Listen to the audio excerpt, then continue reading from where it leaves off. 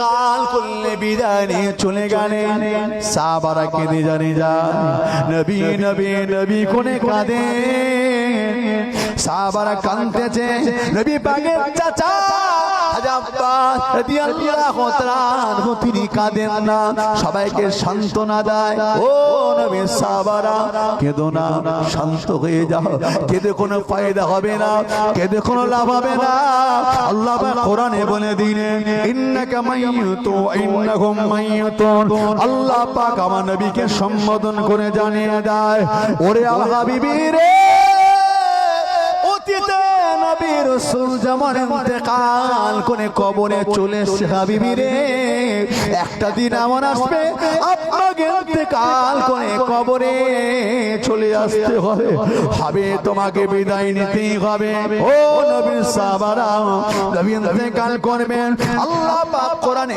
জানিয়ে দিয়েছেন কেঁদে কোনো ফায়দা হবে না সবর সবর সবর 3 দিন ধরে নবী জানাজা হলো 3 দিন ধরে নবী জানাজা হলো মদিনার বুকে যেন কাম শুরু হয়ে গেল ও জওয়ানেরা নবী নবী কোনে কাঁদে আবু বকর ওমর ওসমান কাঁদতে লাগে নবী পরিবারের ভিতর শুভেচ্ছা নেমে এসেছে সবাই কেঁদে জানে যায় কিন্তু নবী পাকের চাচা হযরত আব্বাস তিনি কাঁদেন না তিনি সান্ত্বনা দিচ্ছেন নবীকে কবর পর্যন্ত নিয়ে গেলেন কবরে নামানো হবে মাথার দিকে নবী পাকের জামাতা হযরত আলী রাদিয়াল্লাহু আনহু নেমেছেন আল্লাহর নবী সার মোবারক টুকু রেখেছেন সবাই কাঁদতেছে আর নবীকে দেখতে পাবো না নূরানি চেহারা দেখতে পাবো না কেঁদে যারে যায় এমন হযরত আব্বাস সহ্য করতে পারেন না হযরত আব্বাস রাদিয়াল্লাহু তাআলা তিনি সহ্য করতে পারেন না এবার তিনি চিৎকার দিয়ে কেঁদে ফেললেন ওরে আলী রে ও নবী পাকের জামাতা আলী একবার আমার নবী নূরানি চেহারা মুখটা একটু খুলে দাও আলী রে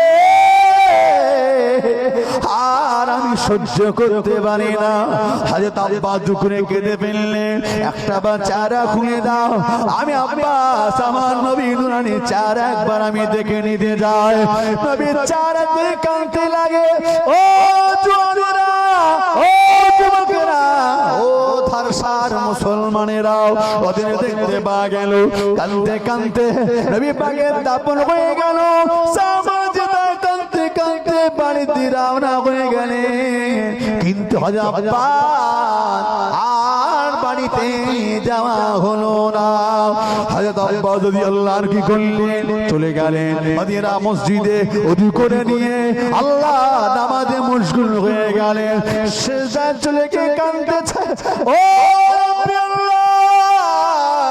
আল্লাহ আর আমি চোখ দিয়ে কিছুই দেখতে চাই না আল্লাহ পাক আপনি আমাকে অন্ধ করে দেন আপনি আমাকে অন্ধ করে দেন আল্লাহ পাক যে চোখ দিয়ে আমি আমার নবীকে দেখতে পাবো না এই চোখ দিয়ে কাবা দেখতে চাই না ও আল্লাহ যে চোখ দিয়ে আমি আমার নবীকে দেখতে পাবো না এই চোখ দিয়ে আমি হাজির আসওয়াদ দেখতে চাই না যে চোখ দিয়ে নবীকে দেখতে পাবো না ও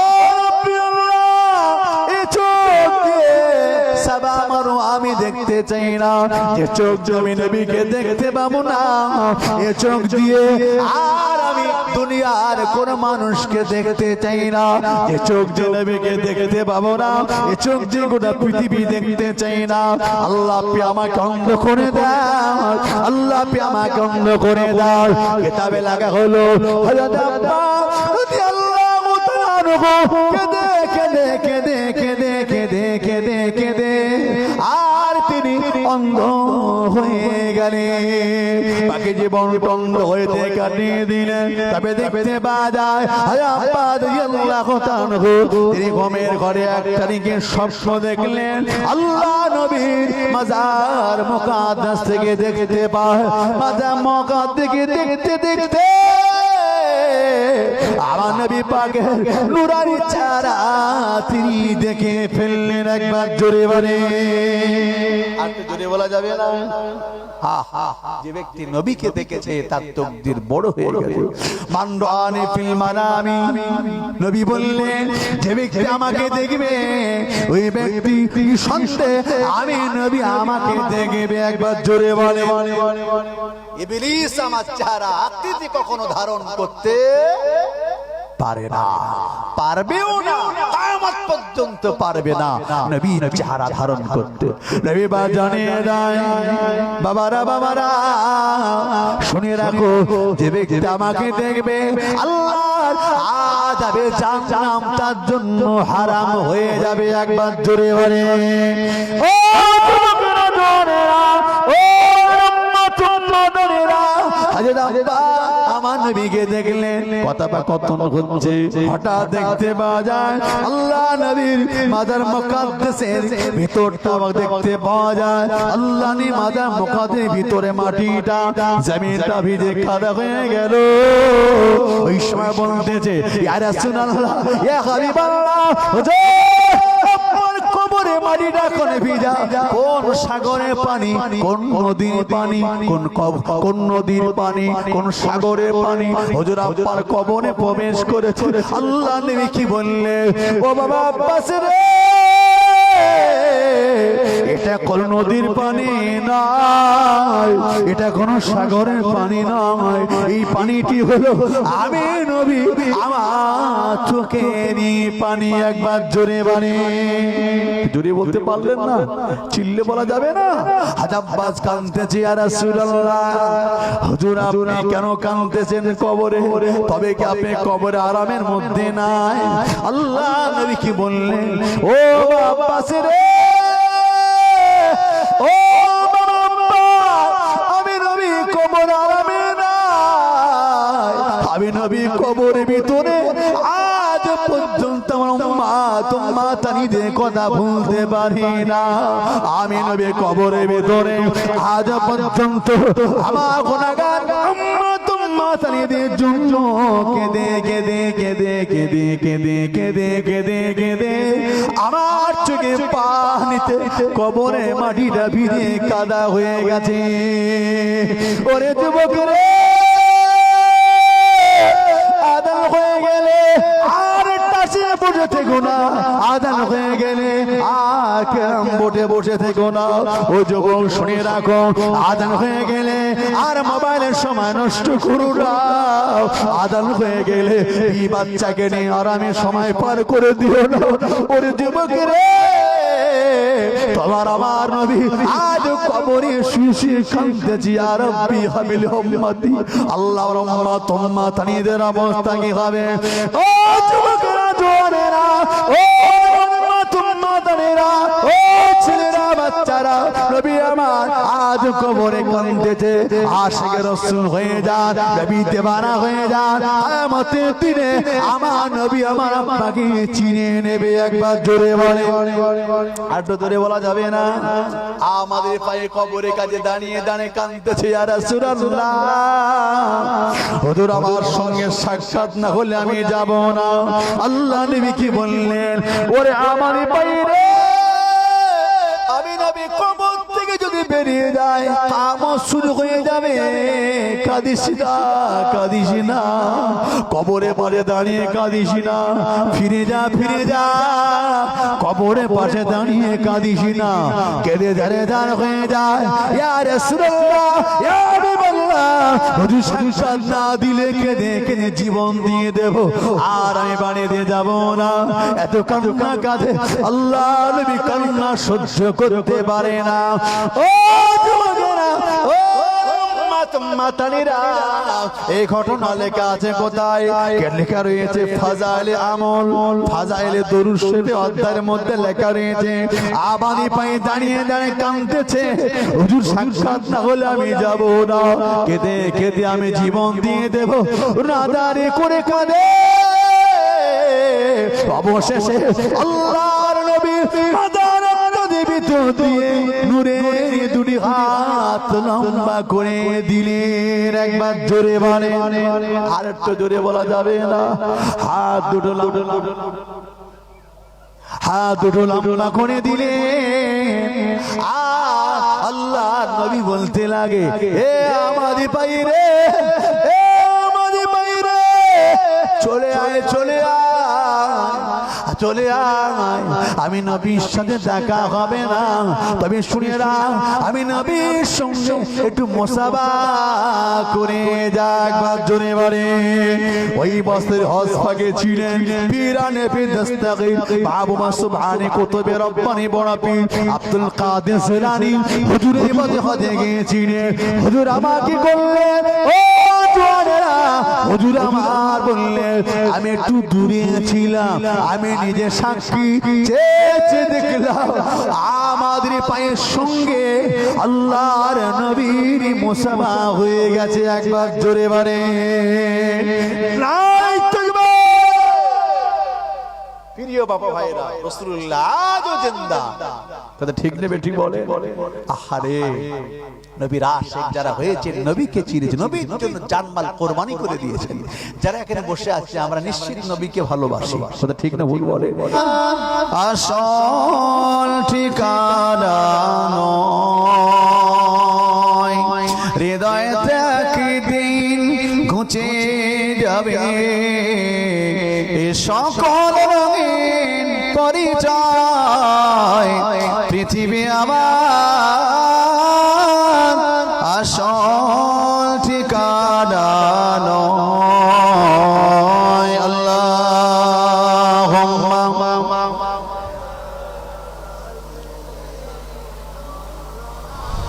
ওয়া আলা আলি সাইয়্যিদিনা।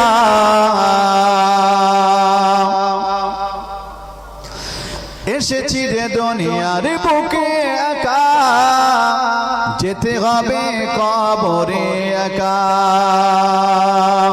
এসেছি রে দুনিয়ার বুকে একা, যেতে হবে কবরে একা। থাকবে না কেউ সঙ্গে আমার, থাকবে না কেউ সঙ্গে আমার, থাকবে যিনি আপন হয়ে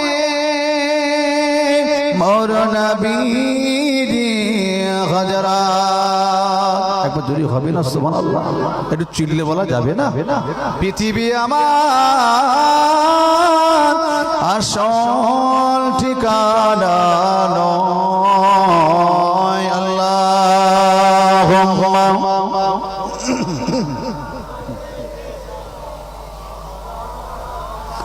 ওয়া আলা আলি সাইয়্যিদিনা।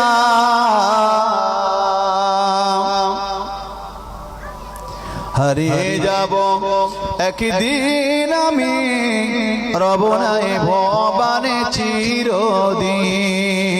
হারিয়ে যাব একদিন আমি, রব নাই ভবানে চিরদিন।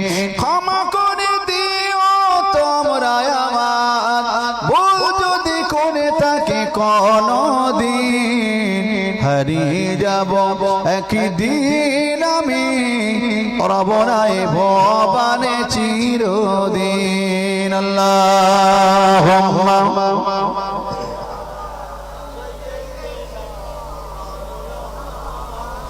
ওয়া আলা আলি সাইয়্যিদিনা। বেস্টটা একটু জিরো করে দাও তো। হ্যাঁ, বেস্টটা জিরো করে দাও। दीन मिला ईमान मिला, पढ़ने के लिए कुरान मिला। दीन मिला ईमान मिला, पढ़ने के लिए कुरान मिला। जो कुछ देने का था सब कुछ दिलवा दिया कमली वाले ने। बोले ला इलाहा इल्लल्लाह,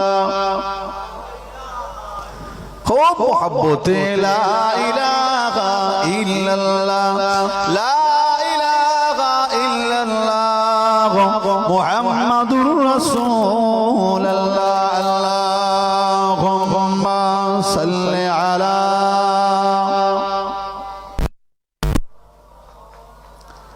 এতগুলো মানুষ একটু মহব্বতে পড়েন ওয়া আলা আলি সাইয়্যিদিনা। प्यारे हाजिराने मजलिस, मुअज़्ज़ज़ मुकर्रम उलमाए किराम, अद्दिक़स के जलसार ए पाक पवित्र महफिलेर सम्मानीय जनाब सभापति साहेब, दिगार उलमाए किरामगण, हुफ्फाज़ किराम व सामिईन किराम, सम्मुखे बसे थाका आमार सुदीगानी दिन दरद इस्लाम दरदी बापू भाईरा, तरुण काफिलेरा, अदूरे बसे थाका धार्मिक मायेरा बोनेरा, स्नेहेर कचि काचा बाच्चा बाच्चिरा, सर्वागे सर्वप्रथम जानाई आमी आमार पूर्ण आंतरिक शुभेच्छा भालोबासा।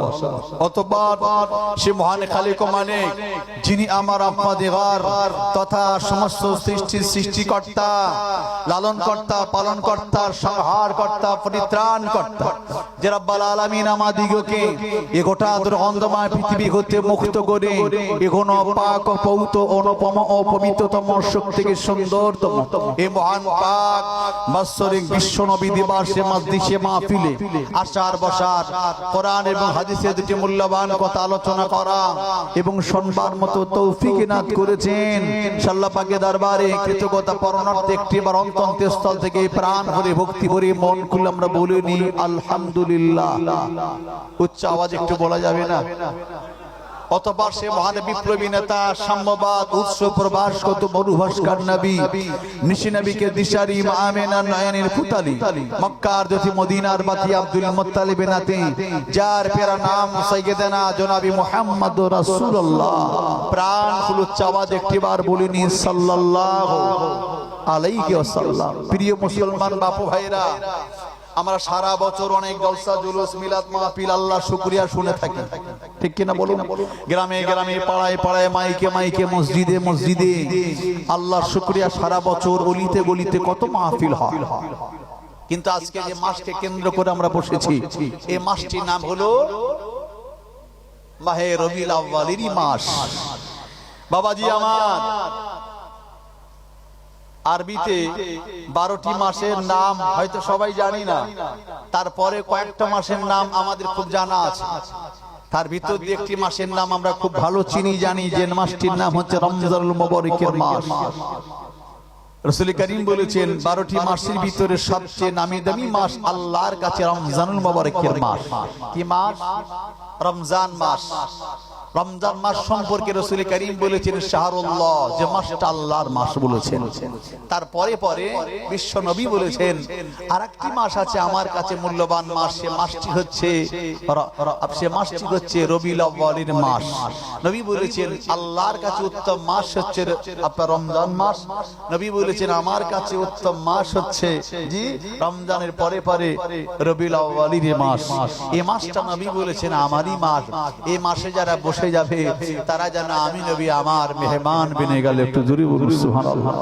এই মাসে বসতে গেলে একটু তাকদীর দরকার, একটু নসিব দরকার। কথা ঠিক না ভুল বলেন? এই মাসের আলাদা মর্যাদা, এই মাস সম্পর্কে অনেক কথা আছে। বিশ্বাস করুন, তবে এসেছি বসেছি, এটা আমার আল্লাহর হুকুম। এলাকায় অনেক মানুষ আছে সবার তাকদীর হয় না মাহফিলে বসা।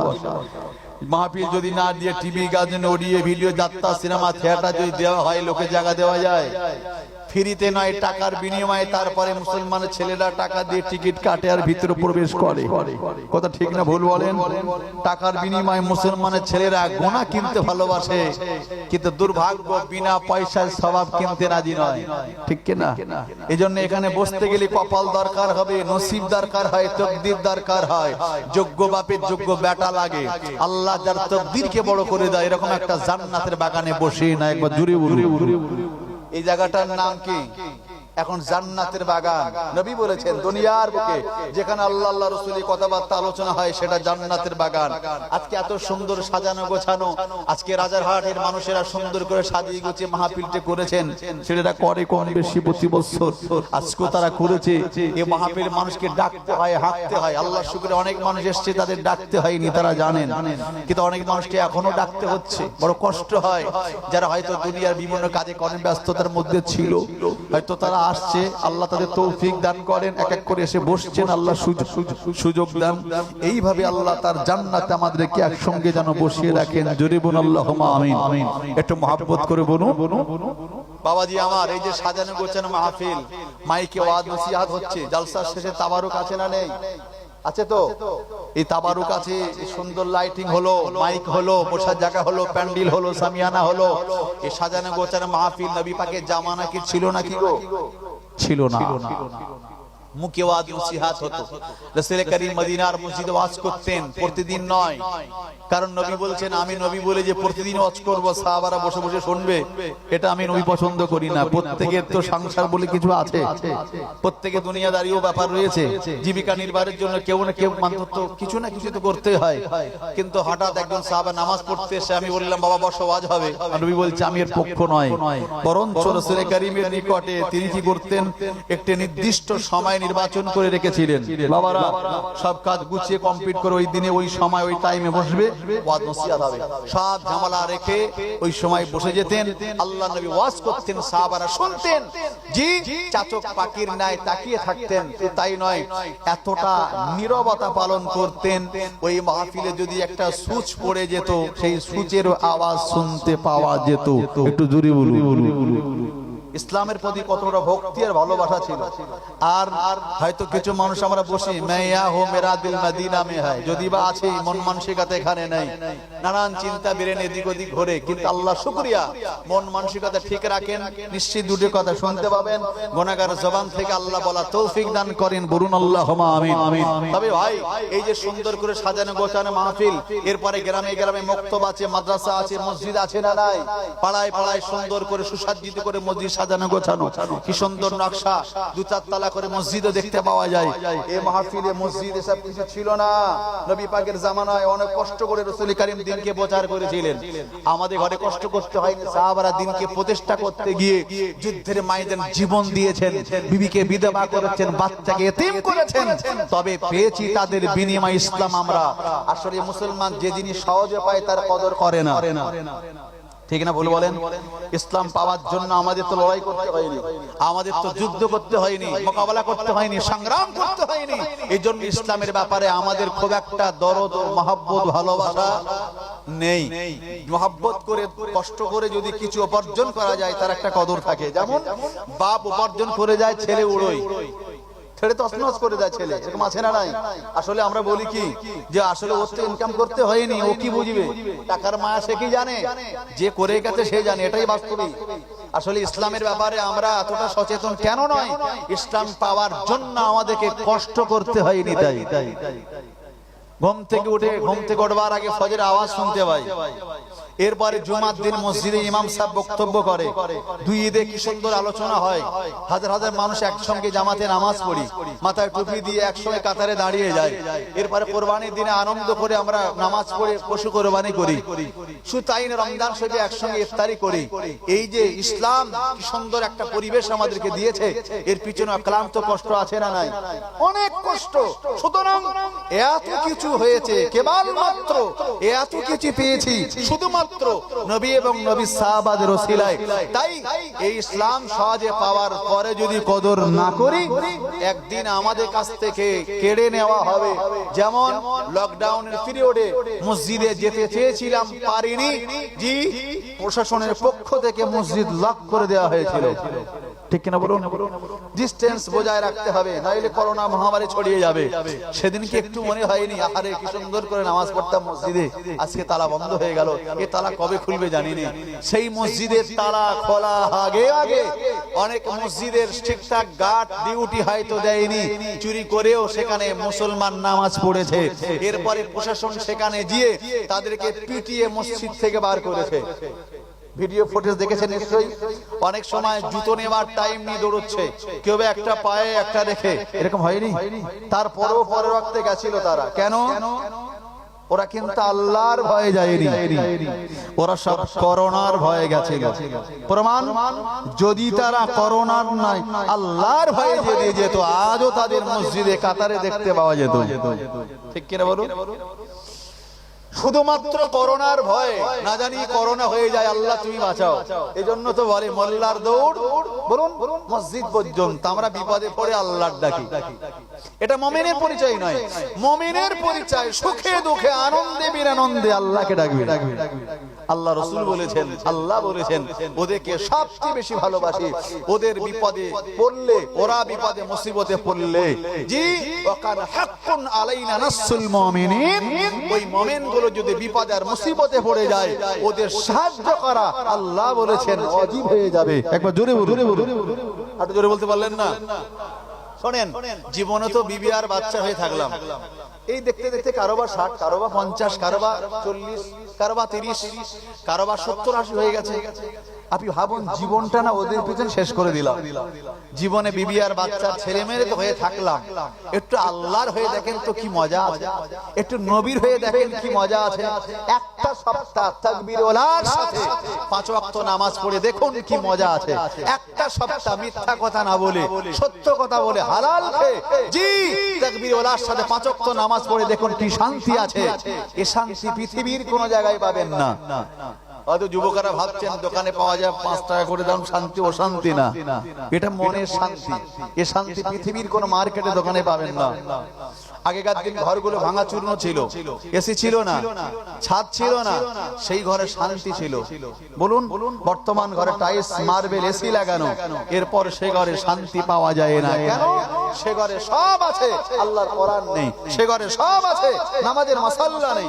আমরা ভুক্তভোগী, কত জায়গায় যেতে হয় নামাজ পড়বো, একটু মুসল্লা চাইলে অনেক সময় দেখা যায় গোটা বাড়িতে চিরুনি তল্লাশি হচ্ছে, একটা মুসাল্লা নেই, নামাজের পার্টি নেই, পরের বাড়ি থেকে ধার করে আনতেছে। মুসলমান দাবিদার, এজাত মার খাবে না, এজাত বিউজিত হবে না তো হবে কারা?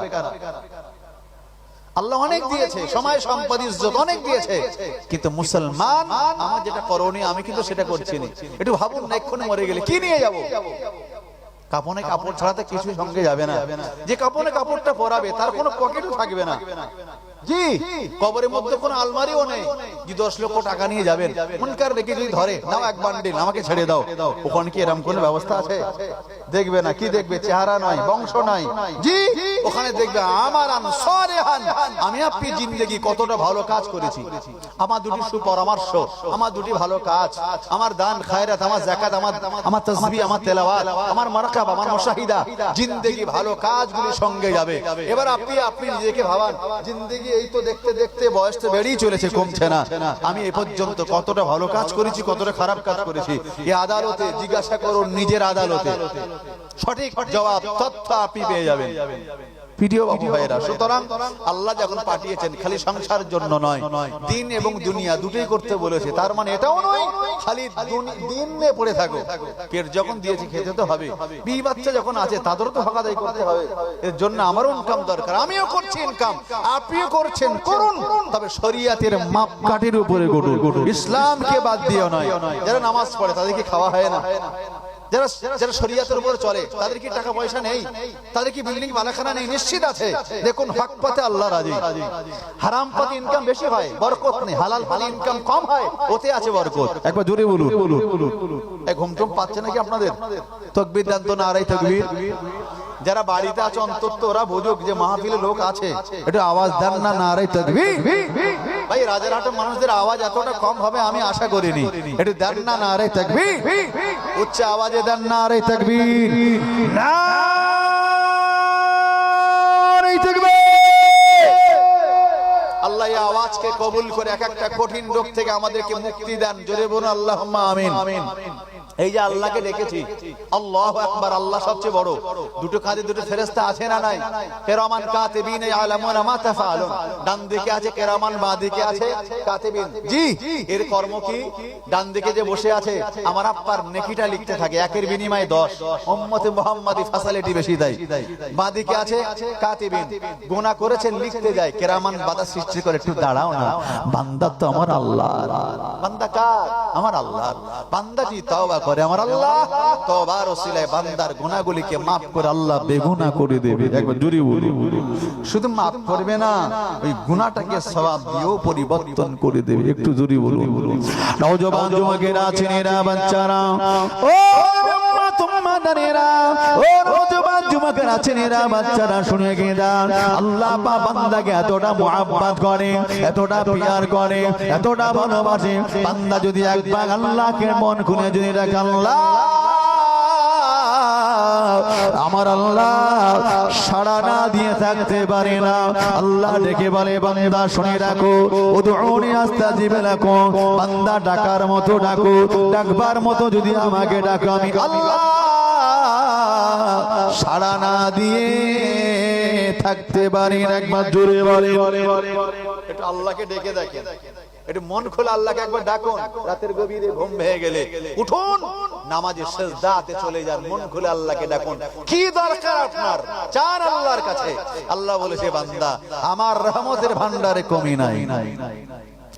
ও যুবক যুবকেরা, ছেলেরা, বাচ্চারা, ও উম্মত উম্মতানিরা, শুনে রাখেন বান্দা যে আমার আল্লাহর উম্মতে মুহাম্মাদি, আল্লাহ পাক জানিয়ে দেয় হাবিবে প্যারা শুনে রাখো, ও আমার হাবিব, আমি আল্লাহ পাক জানিয়ে দেয় হাবিবে রে, তামাম নবীদের ভিতরে সবচেয়ে যেমন তোমাকে বেশি মুহাব্বত করি।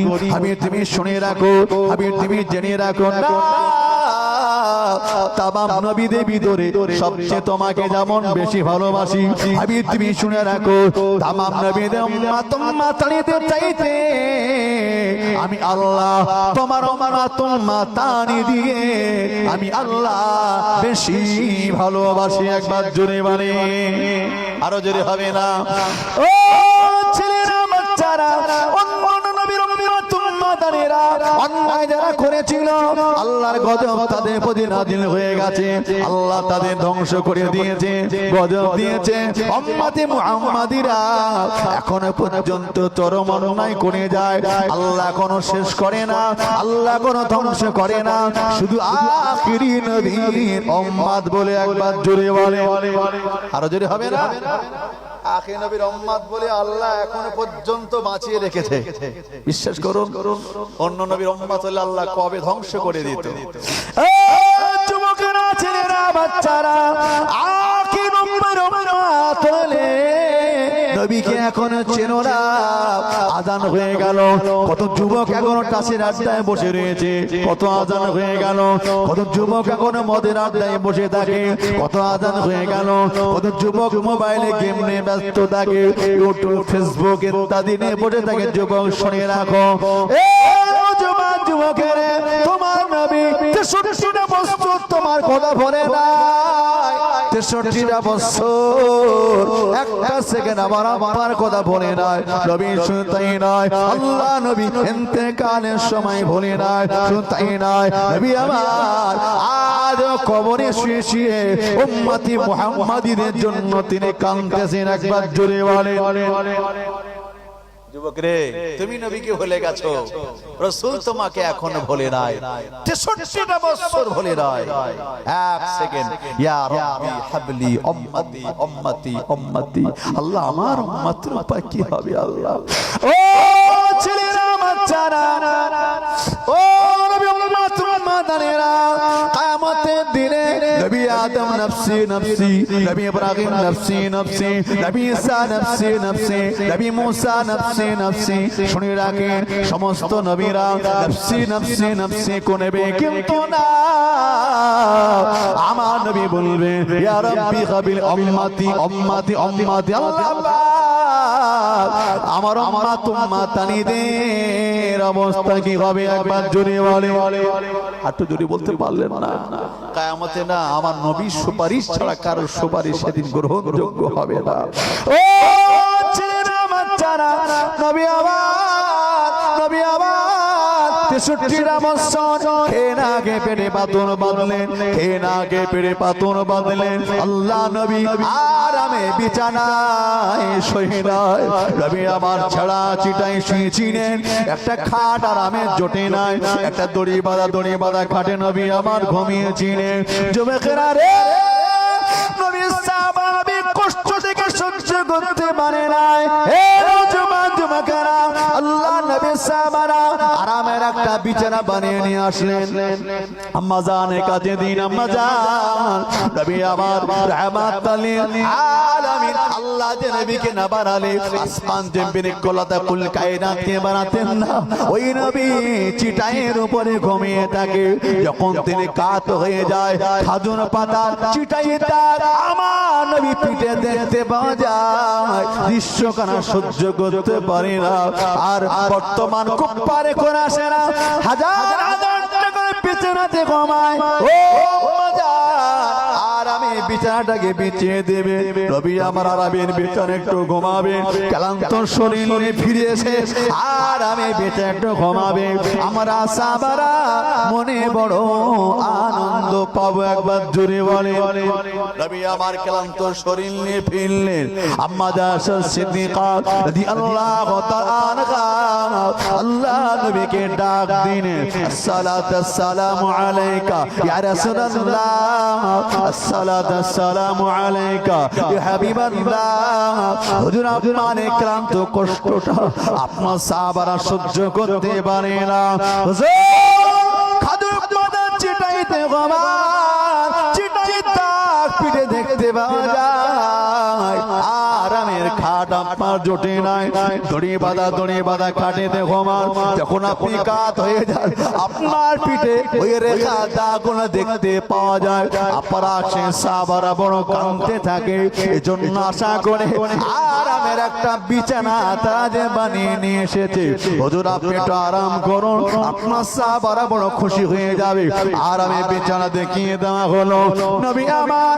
ওই বিছানাতে গিয়ে ও যুবকেরা নবী আমার আরামে বিছানায় চলে গেলেন একটুখানি কাত হলেন একবারও পাশ করে আল্লাহ নবী উঠে বসে গেলেন আম্মা জান বলছি ইয়া রাসূলুল্লাহ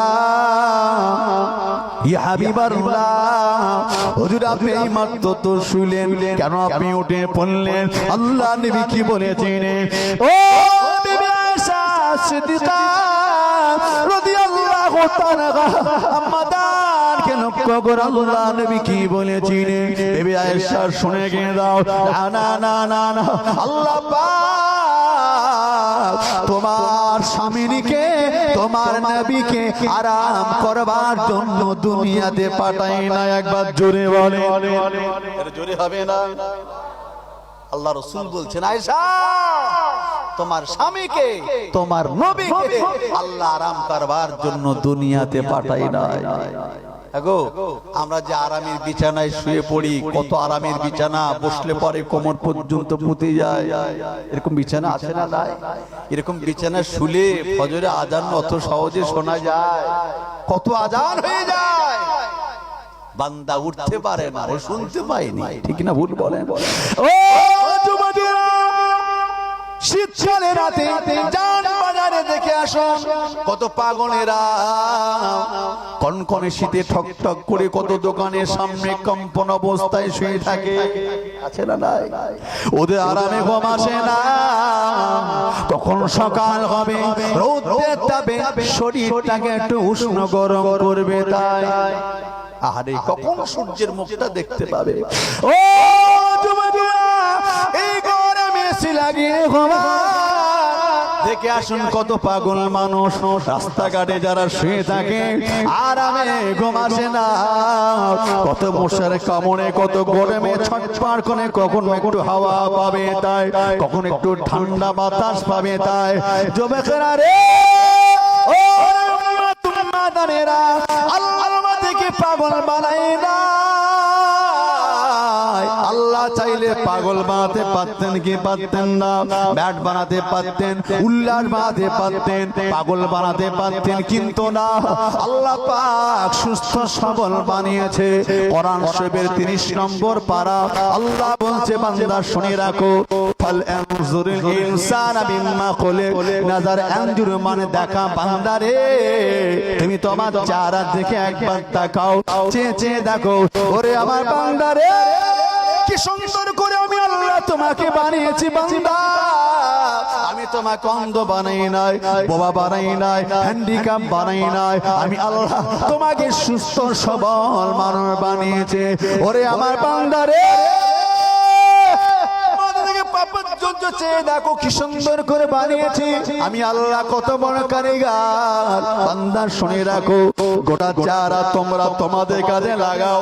চার কড়া কপাল পৃথিবী করে মাজারে নয়, পৃথিবী করে এমএলএমপি দরবারে ঝুঁকিয়ে দিও না।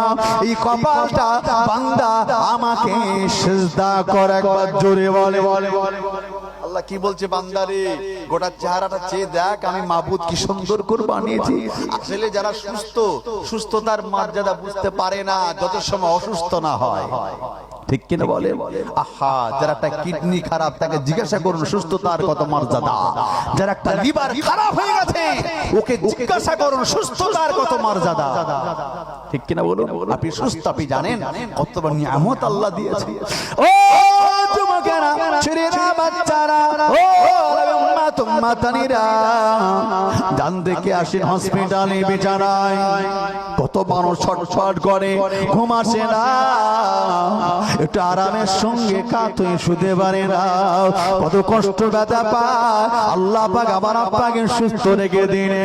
যুবকেরা রে, আল্লাহ পাক বলছে বান্দা রে,